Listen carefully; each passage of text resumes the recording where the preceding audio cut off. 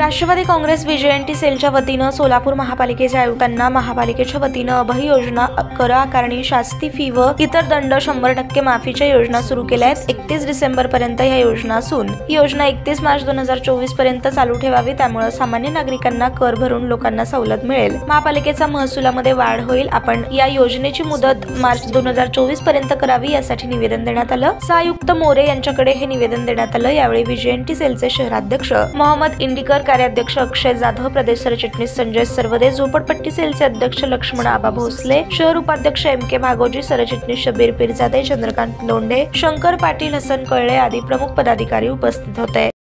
आज सोलापूर शहर राष्ट्रवादी काँग्रेस व्हीजेएनटी सेलच्या वतीने सोलापूर महापालिकेचे आयुक्त यांना सोलापूर शहरात जे शास्ती व दंडमध्ये 100% सूट आयुक्त साहेबांनी दिलेली आहेत, त्याची मुदत 31 डिसेंबरपर्यंत आहेत।